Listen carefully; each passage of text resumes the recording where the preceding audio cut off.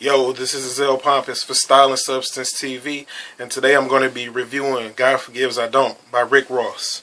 Rick Ross has been the model of consistency for the last 2.5, maybe 3 years, with two or three mixtapes and the album that were all solid. They were stellar projects, and with the release of God Forgives I Don't, he's looking to establish himself as, I guess, the unequivocal front runner in hip-hop, top artist right now. So can he do it with the release of God Forgives I Don't?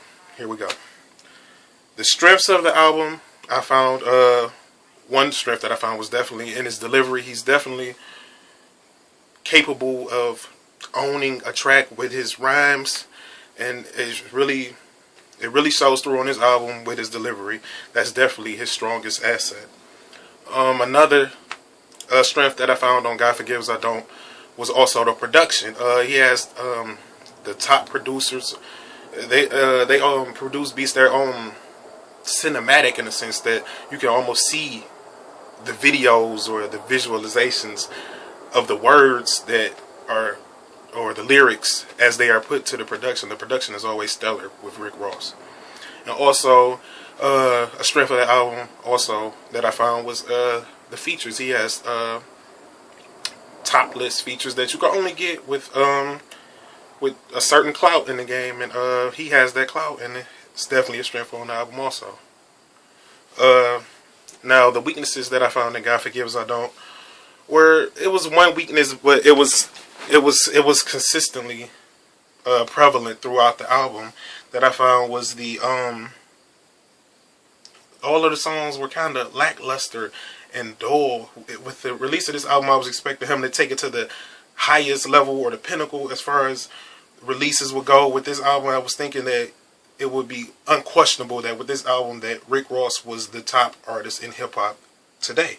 And some of the songs were lackluster and dull, and I would say also boring in a sense. Most of the songs, it was just of the last 4 releases that he's had, between this, the Albert Anastasia EP, Rich Forever, as well as the album Teflon Don, God Forgives I Don't would be the weakest of the releases, I would say. If this was his shining moment, it just falls short, in my opinion. And my favorite track on the album was a track titled Ashamed, and my least favorite track was a track titled Ice Cold. It has a feature with Omarion, and I don't know if even Omarion is a good fit with the Maybach Music Group, in a sense. You add people, and sometimes it makes sense, and sometimes it doesn't make sense. And the signing of Omarion, in my opinion, doesn't make sense with Maybach Music. And really, I just feel like with the release of this album, he fell short in a sense, because when he was the underdog and he was feuding with the top acts in hip hop, and there was a question about his past and things like that, he was able to prevail in those times when he was the underdog. But now he's the top dog. It's in a sense, it hurt him in a sense, and he didn't really deliver on this project, in my opinion. So therefore, my final rating would be a 5.5 out of 10. I just don't feel this was the polished project that everyone anticipated from Rick Ross. And if you agree or disagree, leave a comment. Subscribe to my channel, Style and Substance TV. If you like this video, give it a thumbs up. Pow.